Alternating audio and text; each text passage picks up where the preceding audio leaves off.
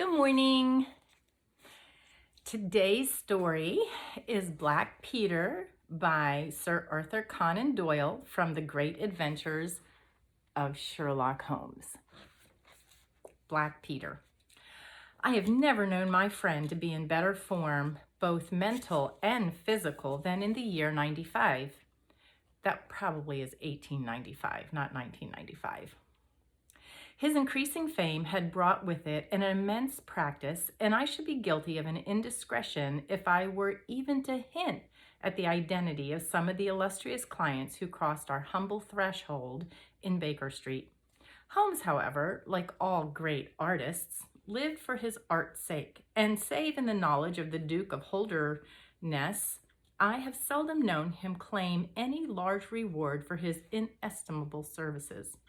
So unworldly was he, or so capricious, that he frequently refused his help to the powerful and wealthy where the problem made no appeal to his sympathies, while he would devote weeks of most intense application to the affairs of some humble client whose case presented those strange and dramatic qualities which appealed to his imagination and challenged his ingenuity.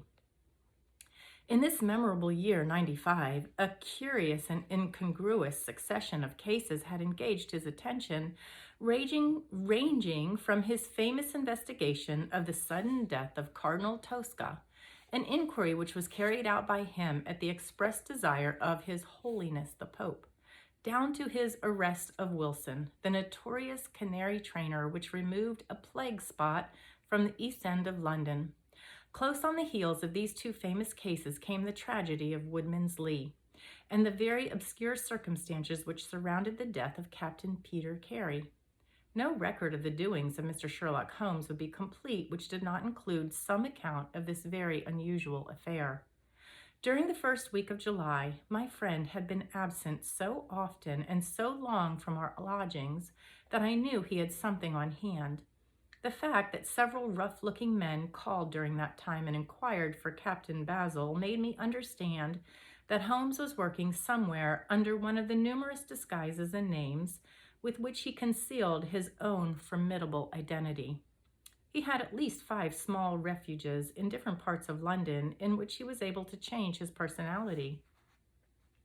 He said nothing of his business to me, and it was not my habit to force a confidence. The first positive sign which he gave me of the direction which his investigation was taking was an extraordinary one. He had gone about before breakfast, and I had sat down to mine, when he strode into the room, his hat upon his head and a huge barb-headed spear tucked like an umbrella under his arm. "Good gracious, Holmes," I cried, "you don't mean to say that you have been walking about London with that thing?" "I drove to the butcher's and back." "The butcher's?" And I returned with an excellent appetite. There can be no question, my dear Watson, of the value of exercise before breakfast. But I am prepared to bet that you will not guess the form that my exercise has taken. I will not attempt it. He chuckled as he poured out the coffee. If you could have looked into Allardyce's back shop, you would have seen a dead pig swung from a hook in the ceiling, and a gentleman in his shirt sleeves furiously stabbing at it with his weapon. I was that energetic person, and I have satisfied myself that by no exertion of my strength can I transfix the pig with a single blow. Perhaps you would dare to try? Not for worlds. But why were you doing this? Because it seemed to me to have an indirect bearing upon the mystery of Woodman's Lee. "Ah, Hopkins, I got your wire last night, and I have been expecting you. Come and join us."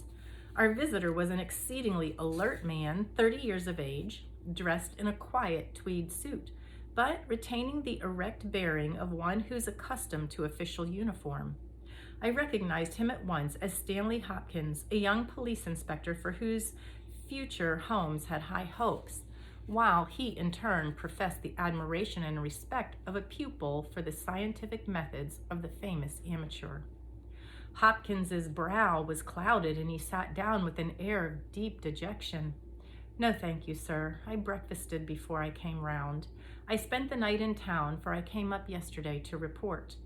"And what had you to report?" "Failure, sir. Absolute failure." "You have made no progress?" None. Dear me, I must have a look at the matter. I wish to heavens that you would, Mr. Holmes. It's my first big chance, and I am at my wit's end. For goodness sake, come down and lend me a hand. Well, well, it happens that I have already read all the available evidence, including the report of the inquest, with some care. By the way, what do you make of that tobacco pouch found on the scene of the crime? Is there no clue there? Hopkins looked surprised. It was the man's own pouch, sir. His initials were inside it, and it was of sealskin, and he was an old sealer. But he had no pipe. No, sir, we could find no pipe. Indeed, he smoked very little, and yet he might have kept some tobacco for his friends. No doubt. I only mention it because if I had been handling the case, I should have been inclined to make that the starting point of my investigation. However, my friend Dr. Watson knows nothing of this matter, and I should be none the worse for hearing the sequence of events once more. Just give us some short sketch of the essentials. Stanley Hopkins drew a slip of paper from his pocket. I have a few dates here which will give you the career of the dead man. Captain Peter Carey. He was born in 45, 50 years of age. He was a most daring and successful seal and whale fisher. In 1883, he commanded the steam sealer Sea Unicorn of Dundee. He had then had several successful voyages in succession, and in the following year, 1884, he retired. After that, he traveled for some years, and finally, he bought a small place called Woodman's Lee near Forest Row in Sussex. There he has lived for 6 years, and there he died just a week ago today. There was some most singular points about the man. In ordinary life, he was a strict Puritan, a silent, gloomy fellow. His household consisted of his wife, his daughter, aged 20, and 2 female servants. These last were continuously changing, for it was never a very cheery situation, and sometimes it became past all bearing. The man was an intermittent drunkard, and when he had the fit on him, he was a perfect fiend. He has been known to drive his wife and his daughter out of doors in the middle of the night and flog them through the park until the whole village outside the gates was aroused by their screams. He was summoned once for a savage assault upon an old vicar who had called upon him to remonstrate with him on his conduct. In short, Mr. Holmes, you would go far before you found a more dangerous man than Peter Carey, and I have heard that he bore the same character when he commanded his ship. He was known in the trade as Black Peter, and the name was given him not only on account of his swarthy features and the color of his huge beard, but for the humors which were the terror of all around him. I need not say that he was loathed and avoided by every one of his neighbors, and that I have not heard one single word of sorrow about his terrible end. You must have read in the account of the inquest about the man's cabin, Mr. Holmes, but perhaps your friend here has not heard of it. He had built himself a wooden outhouse. He always called it the cabin, a few hundred yards from his house, and it was here that he slept every night. It was a little single-roomed hut, 16 feet by 10. He kept the key in his pocket, made his own bed, cleaned it himself, and allowed no other foot to cross the threshold. There are small windows on each side which were covered by curtains and never opened. One of these windows was turned toward the high road, and when the light burned in it at night, the folk used to point it out to each other and wondered what Black Peter was doing in there. That's the window, Mr. Holmes, which gave us one of the few bits of positive evidence that came out of the inquest. You remember that a stonemason named Slater, walking from Forest Row about 1 o'clock in the morning, 2 days before the murder, stopped as he passed the grounds and looked at the square light still shining among the trees. He swears that the shadow of a man's head turned sideways was clearly visible on the blind, and that this shadow was certainly not that of Peter Carvey, whom he was well known. It was that of a bearded man, but the beard was short and bristled forward in a way very different from that of the captain. So he says, but he had been 2 hours in the public house, and it is some distance from the road to the window. Besides, this refers to the Monday, and the crime was done on the Wednesday. On the Tuesday, Peter Carey was in one of his blackest moods, flushed with drink and as savage as a dangerous wild beast. He roamed about the house, and the women ran for it when they heard him coming. Late in the evening, he went down to his own hut. About 2 o'clock in the following morning, his daughter, who slept with the window open, heard a most fearful yell from that direction. But it was no unusual thing for him to bawl and shout when he was in drink, so no notice was taken. On rising at 7, one of the maids noticed that the door of his hut was open, but so great was the terror which the man caused that it was midday before anyone would venture down to see what had become of him. Peeping into the open door, they saw a sight which sent them flying with white faces into the village. Within an hour, I was on the spot and had taken over the case. Well, I have fairly steady nerves, as you know, Mr. Holmes, but I give you my word that I got a shake when I put my head into that little house. It was droning like a harmonium with the flies and the bluebottles, and the floor and the walls were like a slaughterhouse. He had called it a cabin, and a cabin it was, sure enough, for you would have thought that you were in a ship. There was a bunk at one end and a sea chest, maps and charts, a picture of the sea unicorn, a line of logbooks on the shelf, all exactly as one would expect to find in a captain's room. And there, in the middle of it, was the man himself, his face twisted like a lost soul in torment, and his great bridal black beard stuck upwards in his agony. Right through his broad breast a steel harpoon had been driven. It had been sunk deep into the wood of the wall behind him. He was pinned like a beetle on a card. Of course, he was quite dead, and it had been so far from the instant that he uttered that last yell of agony. I know your methods, sir, and I applied them. Before I permitted anything to be moved, I examined most carefully the ground outside and also the floor of the room. There were no footmarks. Meaning that you saw none? I assure you, sir, that there were none. My good Hopkins, I have investigated many crimes, but I have never yet seen one which was committed by a flying creature. As long as the criminal remains upon 2 legs, so long must there be some indentation, some abrasion, some trifling displacement which can be detected by the scientific searcher. It is incredible that this blood-bespattered room contained no trace which could have aided us. I understand, however, from the inquest that there were some objects which you failed to overlook. The young inspector winced at my companion's ironical comments. I was a fool not to call you in at the time, Mr. Holmes. However, that's past praying for now. Yes, there were several objects in the room which called for special attention. One was the harpoon with which the deed was committed. It had been snatched down from a rack on the wall. 2 others remained there, and there was a vacant place for the third. On the stock was engraved SSC Unicorn Dundee. This seemed to establish that the crime had been done in a moment of fury and that the murderer had seized the first weapon which came his way. The fact that the crime was committed at 2 in the morning and yet Peter Carey was fully dressed suggested that he had had an appointment with the murderer, which is borne out by the fact that a bottle of rum and 2 dirty glasses stood upon the table. Yes, said Holmes, I think that both interferences are permissible. Was there any other spirit but rum in the room? Yes, there was a tantalus containing brandy and whiskey on the sea chest. It is of no importance to us, however, since the decanters were full and it had therefore not been used. For all that its presence has come significance, said Holmes. However, let us hear some more about the objects which do seem to bear upon the case. There was this tobacco pouch upon the table. What part of the table? It lay in the middle. It was, of course, sealskin, the straight-haired skin, with a leather thong to bind it.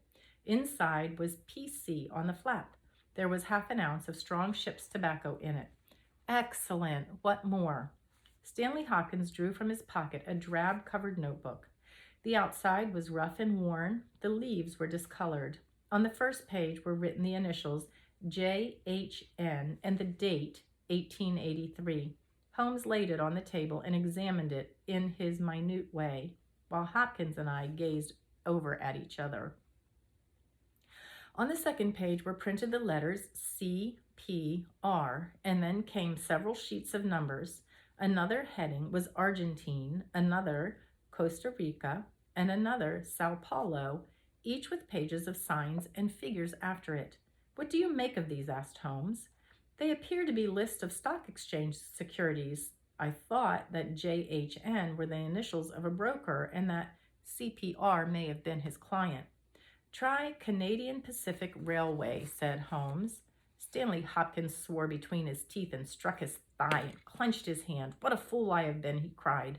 "Of course it is, as you say. Then JHN are the only initials we have to solve.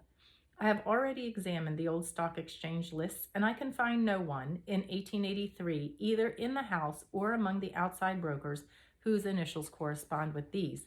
Yet I feel that the clue is the most important one that I hold. You will admit, Mr. Holmes, that there is a possibility that these initials are those of the second person who was present. In other words, of the murderer. I would also urge that the introduction into the case of a document relating to large masses of valuable securities gives us for the first time some indication of a motive for the crime." Sherlock Holmes' face showed that he was thoroughly taken back by this new development. "I must admit both your points," said he. "I confess that the notebook, which does not appear at the inquest, modifies any views which I may have formed. I had come to a theory of the crime in which I can find no place for this. Have you endeavored to trace any of the securities here mentioned?"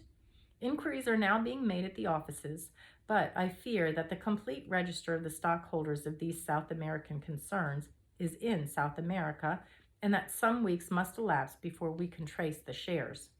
Holmes had been examining the cover of the notebook with his magnifying lens. "Surely there is some discoloration here," said he. "Yes, sir. It is a blood stain. I told you that I picked the book up off the floor." "Was the blood stain above or below?" "On the side next to the boards, which proves, of course, that the book was dropped after the crime was committed." "Exactly, Mr. Holmes. I appreciated that point, and I conjectured that it was dropped by the murderer on his hurried flight. It lay near the door." "I suppose that none of these securities have been found among the property of the dead man?" "No, sir." "Have you any reason to suspect robbery?" "No, sir. Nothing seemed to have been touched." "Dear me, it is certainly a very interesting case. Then there was a knife, was there not?" "A sheath knife, still in its sheath. It lay at the feet of the dead man. Mrs. Carey had identified it as being her husband's property." Holmes was lost in thought for some time. "Well," said he at last, "I suppose I shall have to come out and have a look at it." Stanley Hopkins gave a cry of joy. "Thank you, sir. That will indeed be a weight off my mind. It would have been an easier task a week ago," said he. "But even now my visit may not be entirely fruitless. Watson, if you can spare the time, I should be very glad of your company. If you will call a four-wheeler, Hopkins, we shall be ready to start for Forest Row in quarter of an hour." Alighting at the small wayside station, we drove for some miles through the remains of widespread woods which were once part of the great forest which for so long held the Saxon invaders at bay, the impenetrable Weald for 60 years, the bulwark of Britain. Vast sections of it have been cleared, for this is the seat of the first ironworks of the country, and the trees have been felled to smelt the ore. Now the richer fields of the north have been absorbed the trade, and nothing save these ravaged groves and great scars in the earth show the work of the past. Here in a clearing upon the green slope of a hill stood a long, low stone house, approaching by a curving drive running through the fields. Nearer the field and surrounded on three sides by bushes was a small outhouse, one window and the door facing in our direction.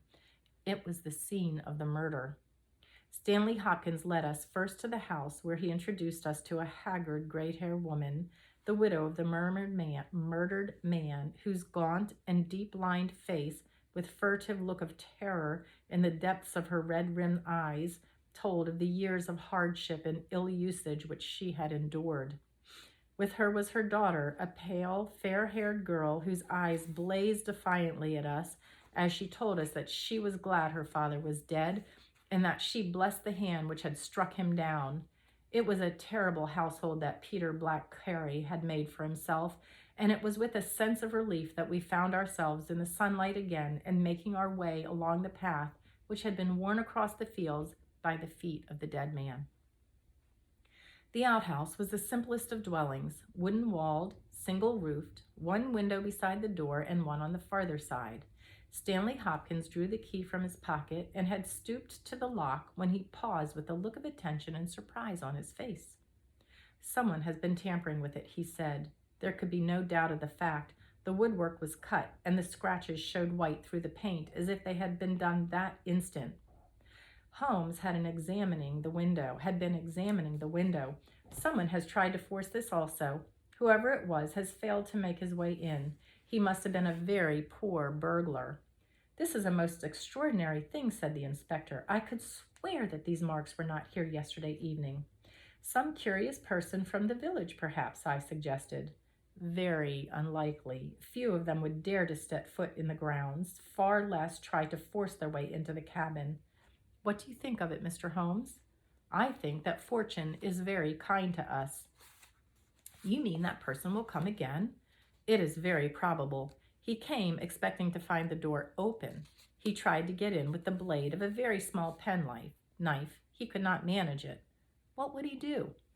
"Come again next night with a more useful tool." "So I should say. It will be our fault if we are not there to receive him. Meanwhile, let me see the inside of the cabin." The traces of the tragedy had been removed, but the furniture of the little room still stood as it had been on the night of the crime. For 2 hours, with the most intense concentration, Holmes examined every object in turn, but his face showed that his quest was not a successful one. Once only he paused in his patient investigation. "Have you taken anything off this shelf, Hopkins?" "No, I have removed nothing." "Something has been taken. There is less dust in this corner of the shelf than anywhere.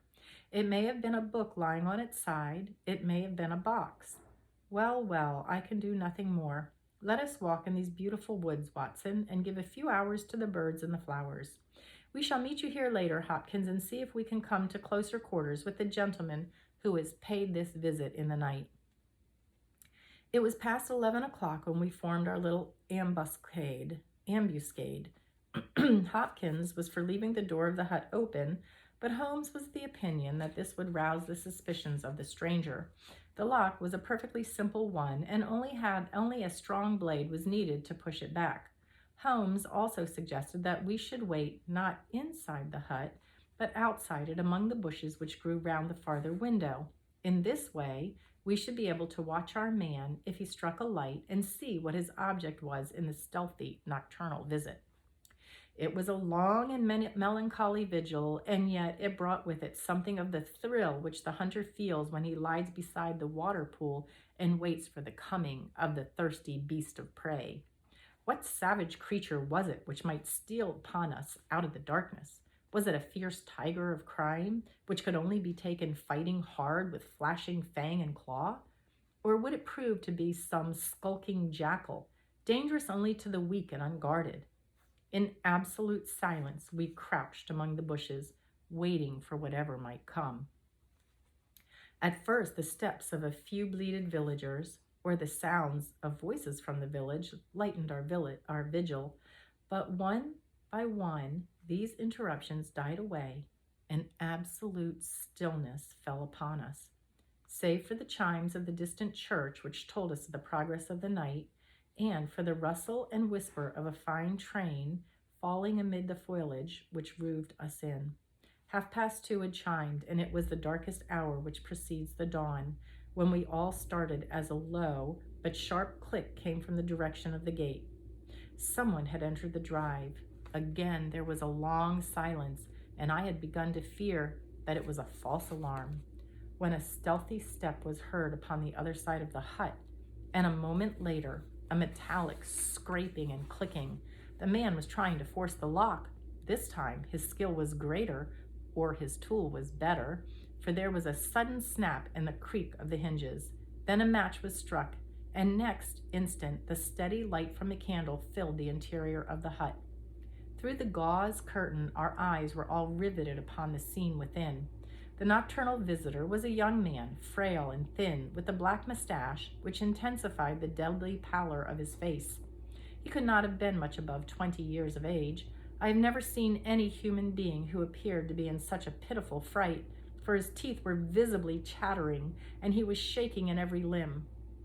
He was dressed like a gentleman, in Norfolk jacket and knickerbockers, with a cloth cap upon his head. We watched him staring round with frightened eyes. Then he laid the candle end upon the table and disappeared from our view into one of the corners. He returned with a large book, one of the log books which formed a line upon the shelves. Leaning on the table, he rapidly turned over the leaves of this volume until he came to the entry which he sought. Then, with an angry gesture of his clenched hand, he closed the book, replaced it in the corner, and put out the light. He had hardly turned to leave the hut when Hopkins' hand was on the fellow's collar, and I heard a loud gasp of terror as he understood that he was taken. The candle was relit, and there was our wretched captive shivering and cowering in the grasp of the detective. He sank down upon the sea chest and looked helplessly from one of us to the other. "Now, my fine fellow," said Stanley Hopkins, "who are you and what do you want here?" The man pulled himself together and faced us with an effort at self-composure. "You are detectives, I suppose," said he. "You imagine I am connected with the death of Captain Peter Carey. I assure you that I am innocent." "We'll see about that," said Hopkins. "First of all, what is your name?" "It is John Hopley Nelligan." I saw Holmes and Hopkins exchange a quick glance. "What are you doing here?" "Can I speak confidentially?" "No, certainly not. Why should I tell you? If you have no answer, it may go badly with you at the trial." The young man winced. "Well, I will tell you," he said. "Why should I not? And yet I hate to think of this old scandal gaining a new lease on life. Did you ever hear of Dawson and Nelligan?" I could see from Hopkins' face that he had never had, but Holmes was keenly interested. "You mean the West Country bankers?" said he. "They failed for $1 million, ruined half the county families of Cornwall, and Nelligan disappeared." "Exactly. Nelligan was my father." At last we were getting something positive, and yet it seemed a long gap between an absconding banker and Captain Peter Carey pinned against the wall with one of his own harpoons. We all listened intently to the young man's word. It was my father who was really concerned. Dawson had retired. It was only 10 years of age at the time, but I was old enough to feel the shame and horror of it all. It has always been said that my father stole all the securities and fled. It is not true. It was his belief that if he were given time in which to realize them, all would be well, and every creditor paid in full.